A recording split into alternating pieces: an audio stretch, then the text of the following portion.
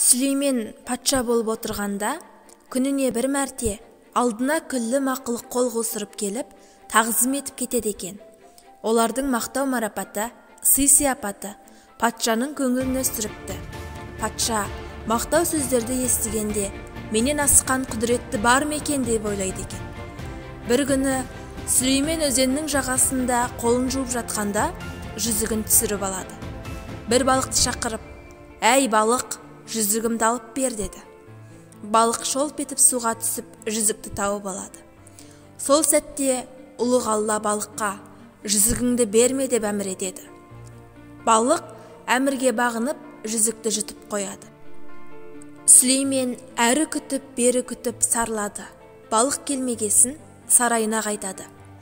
Қақпасының аузына келсе, күзетшілер есігін ашпайды. Сүлеймен айғайлап, «Әй, мен әлемнің әміршісі Сүлейменмін, аш есікті» дейді. Күзетші ашпайды. Күзетшілердің басшысы Ақиық деген дию екен. Ол Сүлейменнің қасына келіп, «Әй Сүлеймен, сен бізді өзіңе емес, жүзігіңе бағындырдың. Жүзіксіз еш билігің жоқ» деп оны кіргізбей жібереді. Сүлеймен басы ауған жаққа қарай жүре берді. Қарны ашып, қаталап шөлдейді. Арып ашып, қайыршық айналады.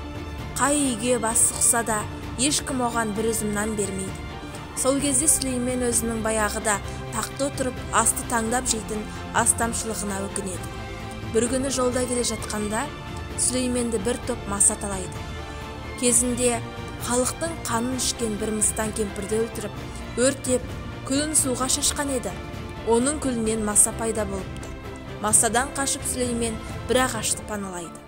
Қарлығаш оған араша түсіп, масаларды қуады. Сүлейменге су тасып, шөлін қандырады. Қанатымен желпіп, самал жел тұрғызады. Бұл оқиғаны сыртынан байқап тұрған кемпір мен шал, «Бұл тегін адам емес екен, оны үйімізге шақырайық» деп Сүлейменді үйге келеді. Шал балық аулап кәсіп етеді екен. Сол күні бұрын соңды көрмеген үлкен балық ұстап алады.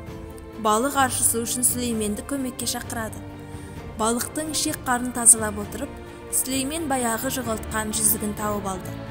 Жүзігін қолына таққанда, барлық мақұлық алдына келіп қол қусырып тұра қалыпты. Алла осылайша Сүлейменді сынап, қайтадан тағын отырғызады.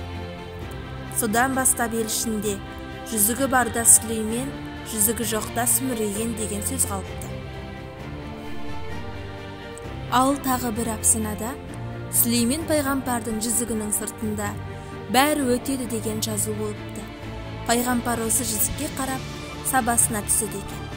Бірде шыдамсызданған ол жүзікті лақтырып жібереді. Бірақ ішкі бетіндегі жазуға назар аударады. Онда «Бұл да өтеді» деп жазылған екен.